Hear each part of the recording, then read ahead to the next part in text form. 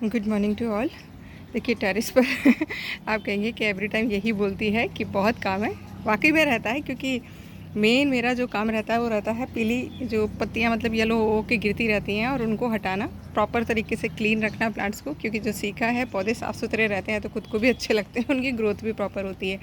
अभी जो मेरी सेटिंग है, देखिए ये हर बार मेरे को करना पड़ता है। सर्दियों में धूप जो है सिर्फ सेंटर में आती है। इधर का जो एरिया है ये वाला बिल्कुल धूप से मतलब धूप आती ही नहीं है, नाम मात्र की बस आ रही है। अभी आ रही है, थोड़े दिनों बाद बिल्कुल नहीं आएगी। तो यहाँ मैं सारा का सारा अपना कॉलियस रख देती हूँ, क्योंकि कॉलियस को बहुत ज़्यादा धूप की ज़रूरत नहीं होती है। इतना उसको मिल जाता है जितना उसके कलर वेरिएशन के लिए ज़रूरी होता है। तो यहाँ पूरा कॉलियस रख देती हूँ। सेंटर में सारी सब्जियां रख देती हूँ, जिससे कि प्रॉपर तरीके से धूप मिल सके, क्योंकि हर एक सब्जी को मिनिमम 4-5 घंटे की धूप जो है ज़रूरी है। तो वो काम करती हूँ। और अब एक काम जो मैं सबसे मोस्ट इम्पॉर्टेंट करती हूँ, क्योंकि मेरे देखिए टेरेस पर स्टैंड नहीं है। पॉट्स जो हैं छोटी छोटी सी किसी किसी चीज़ पर रखे हुए हैं, उनके नीचे बहुत ज़्यादा स्लग हो जाते हैं। स्लग होती है ना, लीच टाइप की होती हैं वो, लंबी लंबी सी।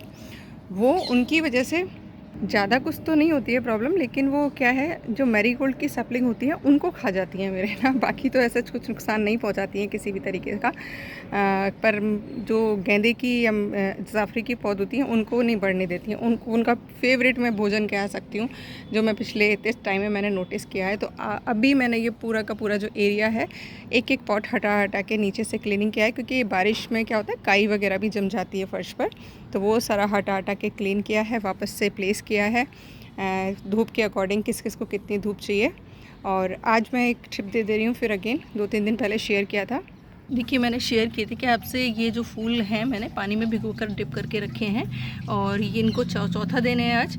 अब मैं आज शाम को इसको 20 लीटर के पानी में, मतलब मैं ना 5 गुना ले लेती हूँ। जैसे देखिए ये 5 लीटर है, तो इसको 25 लीटर पानी में मिक्स करूँगी। और उसके बाद सारे ही पौधों पे मैं इसको पानी को छिड़कूंगी भी और मिट्टी में भी दूंगी, क्योंकि देखिए जो गेंदा होता है पेस्ट कंट्रोल का काम करेगा।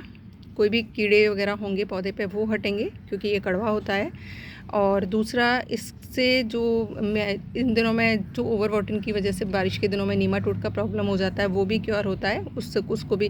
क्योंकि मैंने आपके साथ कई बार शेयर किया है कि जिस भी पौधे में नीमाटोड का प्रॉब्लम हो, उस पौधे में आप, उस मिट्टी में आप खूब सारे गेंदे के पौधे लगा दीजिए। धीरे धीरे करके वो जो नीमाटोड का प्रॉब्लम होता है ख़त्म हो जाता है, क्योंकि इसकी रूट्स के अंदर से, पौधे की रूट्स के अंदर से कुछ ऐसी चीज़ें निकलती हैं, ऐसे तत्व निकलते हैं जो नीमाटोड को पसंद नहीं होते हैं। लेकिन मैं पूरा दिवाली तक अब यही चलेगा, क्योंकि फूल मालाएँ मिलती रहती हैं, आती रहती हैं। इनका सबका पानी भिगो कर मैं सारे पौधों में डालती रहूँगी, जिससे कि कोई भी हार्मफुल इंसेक्ट हो या पेस्ट हो वो ख़त्म हो जाए, और मिट्टी के अंदर भी जो हानिकारक बैक्टीरिया और वायरस होते हैं वो भी ख़त्म हो जाते हैं। तो ये प्रैक्टिस आप करते रहिएगा।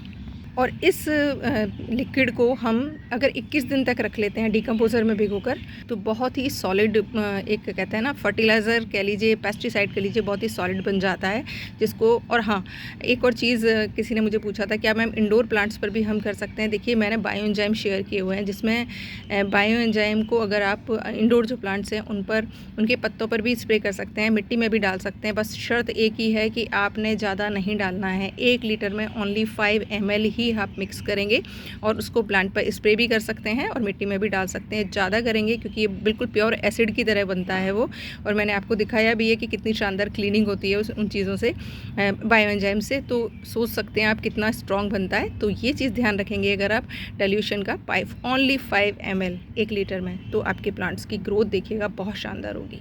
तो मैं आज शाम को सारे पौधों पर इसको स्प्रे कर दूँगी और मिट्टी में डाल दूँगी। और देखिए मुझे माफ़ कीजिएगा, अभी मैं बहुत ज़्यादा रिप्लाई नहीं कर पा रही हूँ आप लोगों के क्वेश्चंस के। उसके पीछे रीज़न 2-3 है। देखिए एक तो घर में क्लीनिंग का काम चल रहा है, नवरात्रि चल रहे हैं, पूजा का काम है, व्रत हैं, और टेरेस पर काम बहुत ज़्यादा है, इसलिए मैं रिप्लाई नहीं कर पाती हूँ। तो प्लीज़ माफ़ करिएगा। जैसे ही थोड़ा सा फ्री समय होगा मैं करने की कोशिश करूँगी। और देखिए आज हार्वेस्ट कर लिया है ये सिंगल एक ही नींबू, जिसे लोग नींबू नहीं मानते हैं, बट मेरे लिए नींबू ही है, क्योंकि इसकी शिकंजी बहुत अच्छी बनती है। आज शेयर करूँगी कितना अंदर से ये कैसा निकलता है। तो बने रहिएगा चैनल पर। और देखिए सब्जियां उगा लीजिए, बेस्ट टाइम है, भरपूर मात्रा में 3-4 महीने आप अपनी घर की उगी हुई सब्जियां खा पाएंगे।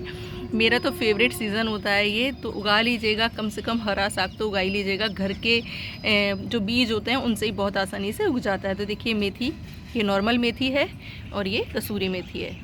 टमाटर प्रॉपर ग्रोथ कर रहे हैं, गोभी भी अच्छे से ग्रोथ कर रही है। इनमें रेगुलर फर्टिलाइज़र देते रहना है जिससे कि इनकी प्रॉपर ग्रोथ होती रहे। फर्टिलाइज़र मैं शेयर करती रहूँगी, तो बने रहिएगा चैनल पर। लाइक कमेंट एंड शेयर ज़रूर करा करिए। पैसे नहीं लगते हैं उसके, और ना ही उसके मुझे पैसे मिलते हैं, तो प्लीज़ करा करिए। Thank you for watching.